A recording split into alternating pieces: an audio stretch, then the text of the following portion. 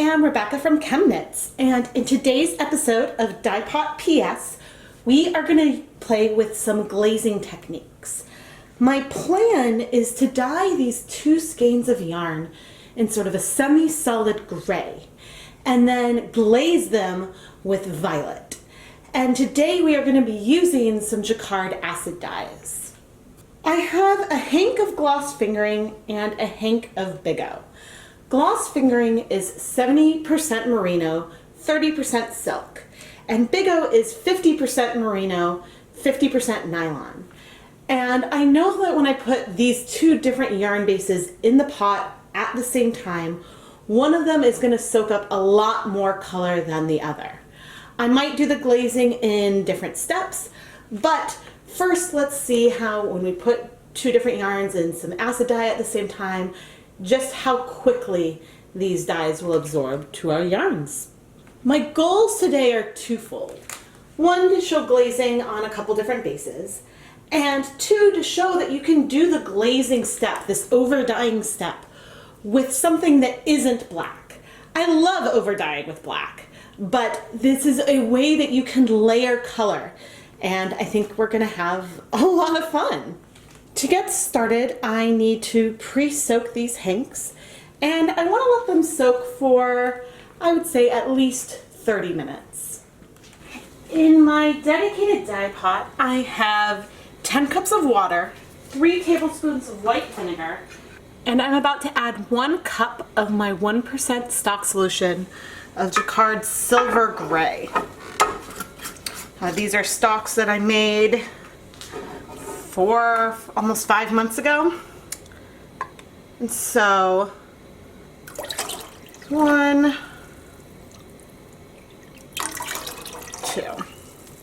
So I'm expecting that the color will absorb unevenly between the two yarns. But we will be adding 200 grams of yarn total, and there's about 240 milliliters of dye. So the proportion of dye to fiber would be about 1.2%.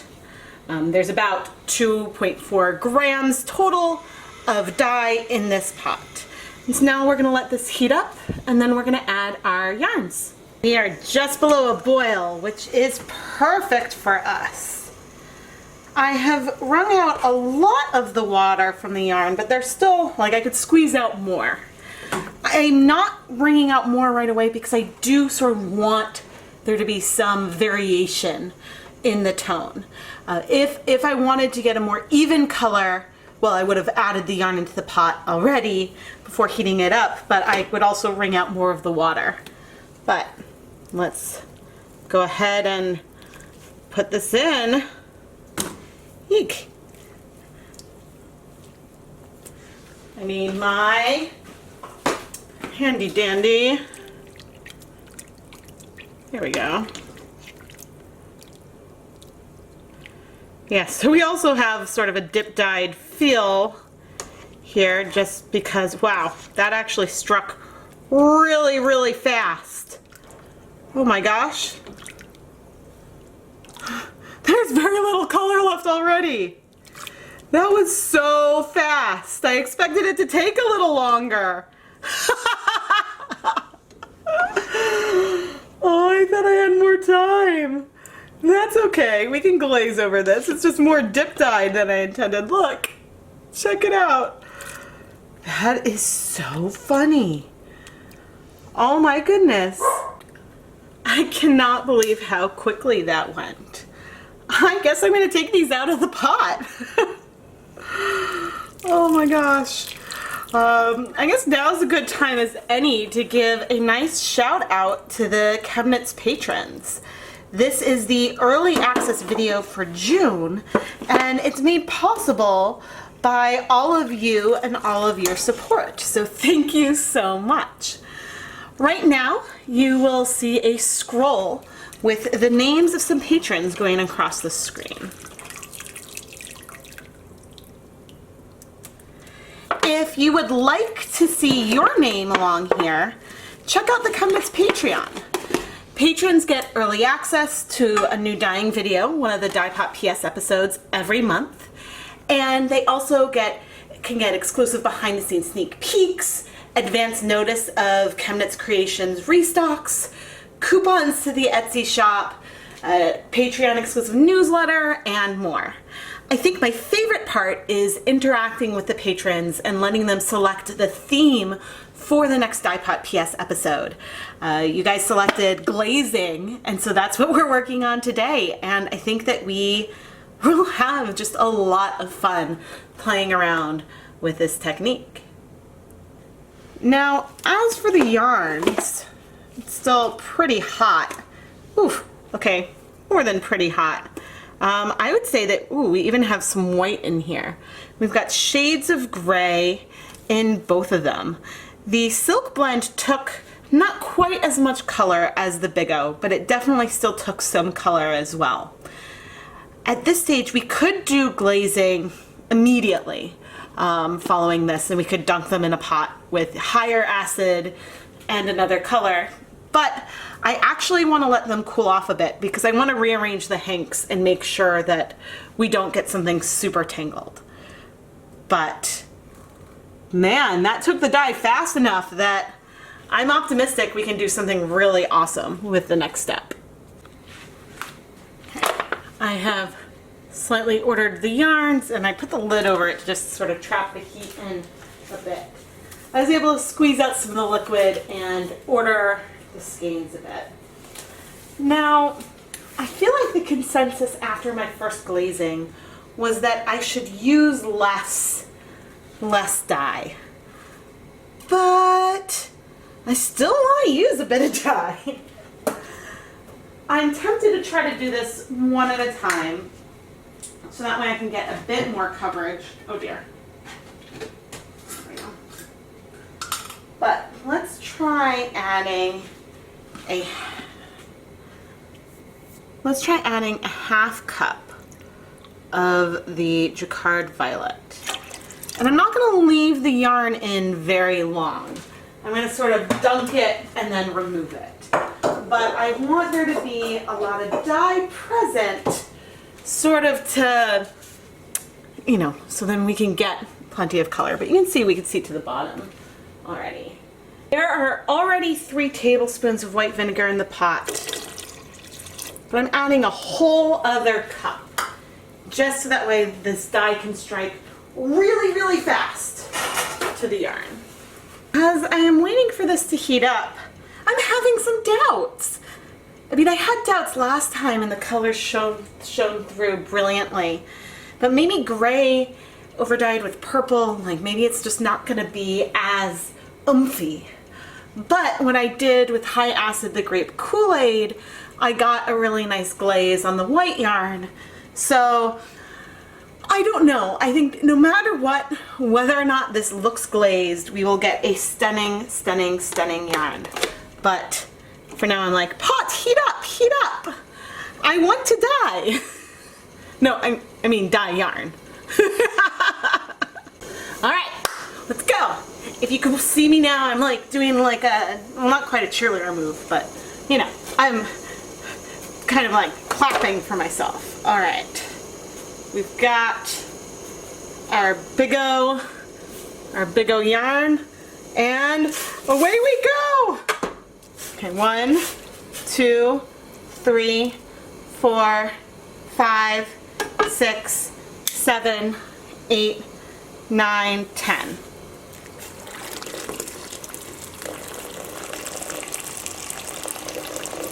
All right, let's see.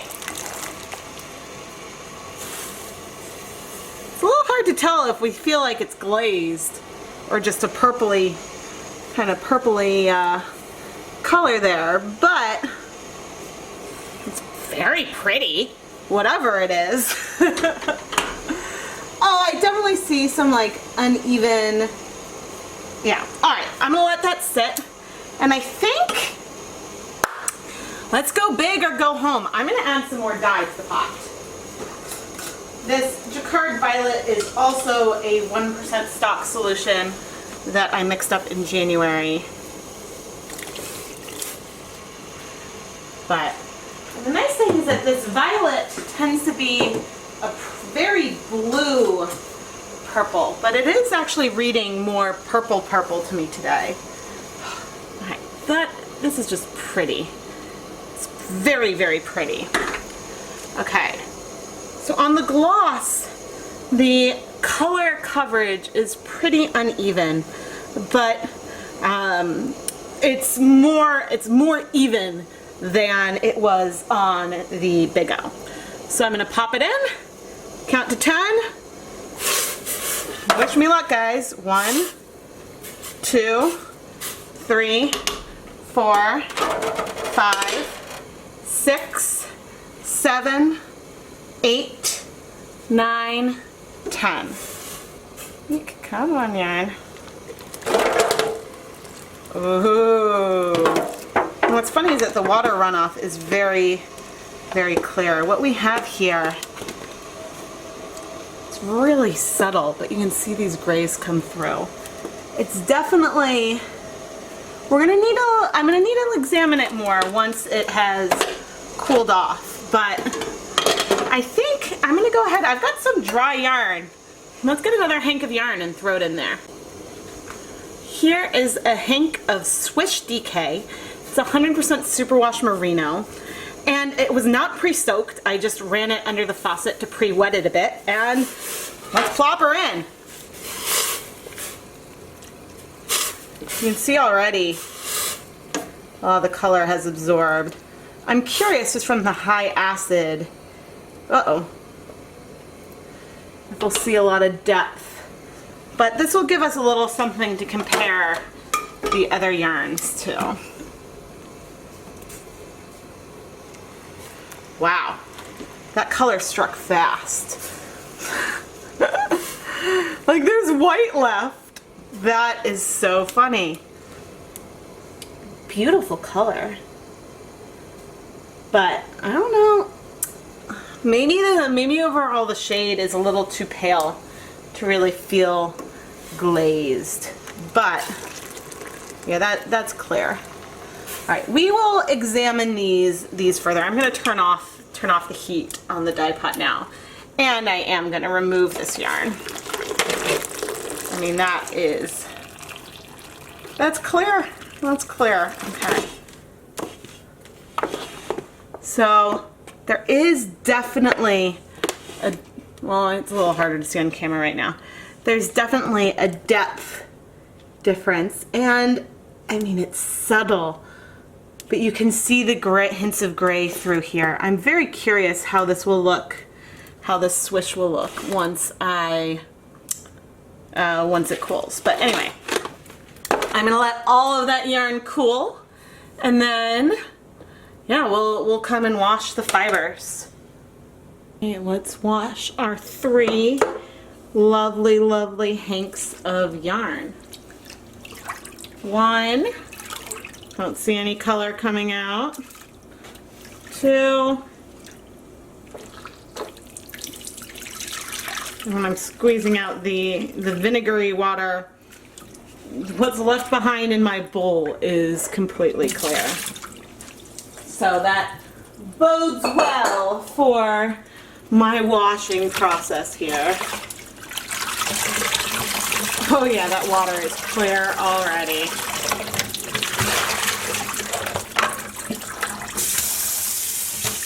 The main reason why I wash the yarn after is to make sure that the water is clear. I'm now adding a little bit of dish soap.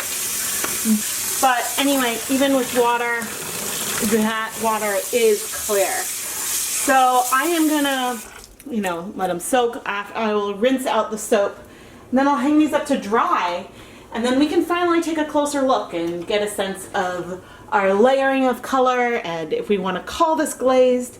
I mean, it is a glazing technique, but I think it's overall a little less dramatic than what we saw with the black over the brights.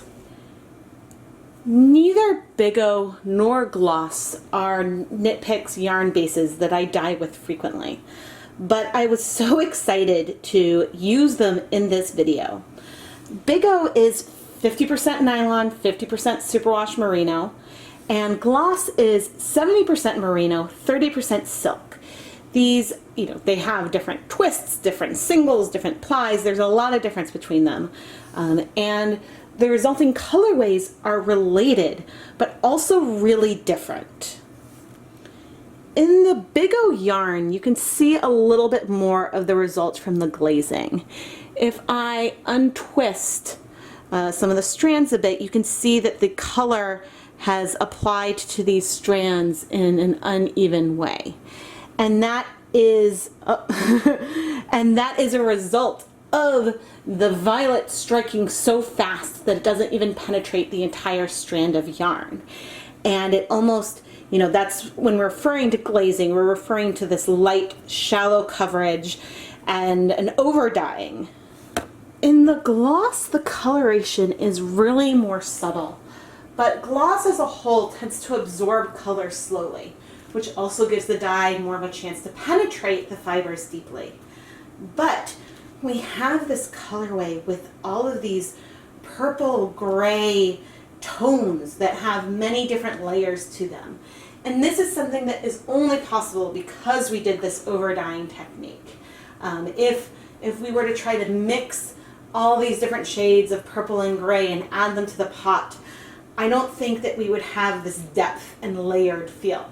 We'd get a stunning, stunning yarn, but it would have a very different feel from the way this one does. I'm glad that I did the glazing separately because the Biggo absorbed way more of the gray than the gloss did.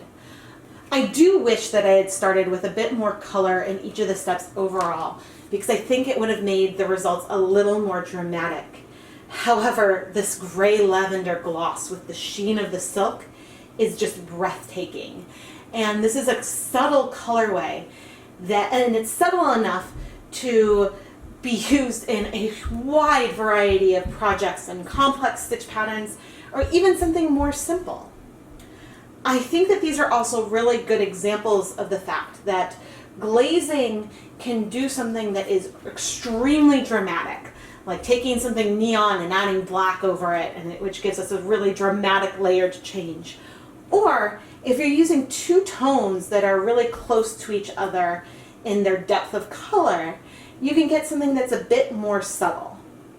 Finally, I popped a skein of Swish DK into the pot to use up the leftover dye, and it soaked up the color so fast that there was no way for me to get even coverage. I didn't have a chance to even get it in the pot, and we still have a little bit of white left.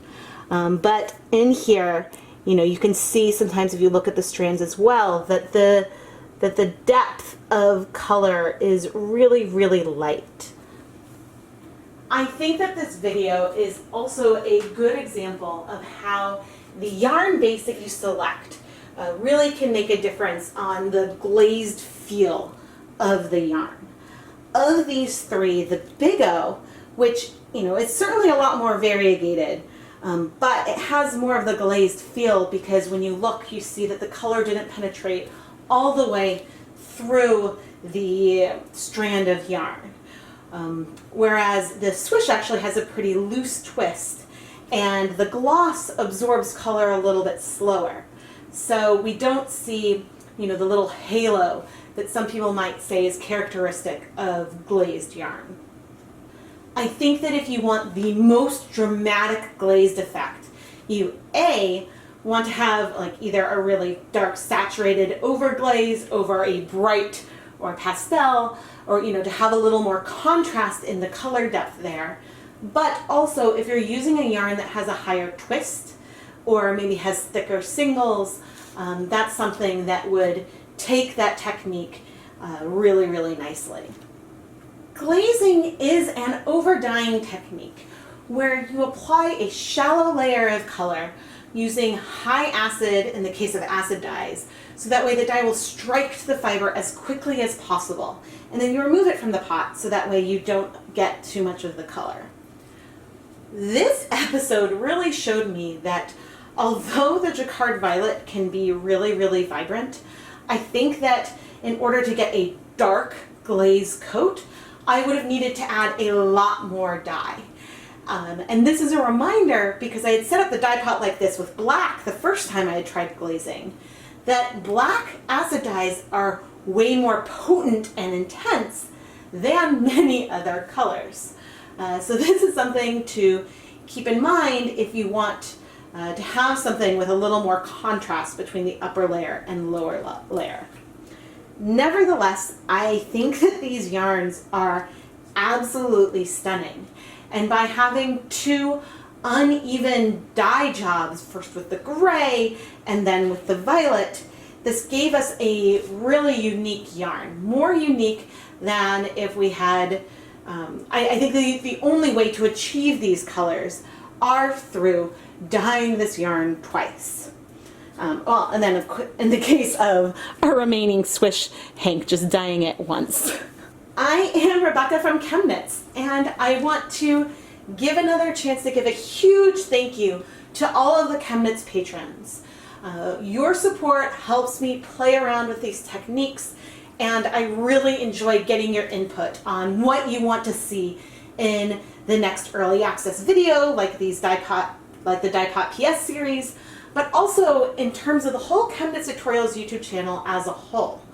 The results that you guys give when you vote in the polls sometimes helps me shape my whole dyeing schedule more than just one video, because I really want to create the content that you want to see. If you would like to see your name in a ChemKnits Tutorials video and get a shout out, check out the ChemKnits Patreon. There's different rewards for different levels of patronage, and we have a lot of fun. Thank you so much for watching.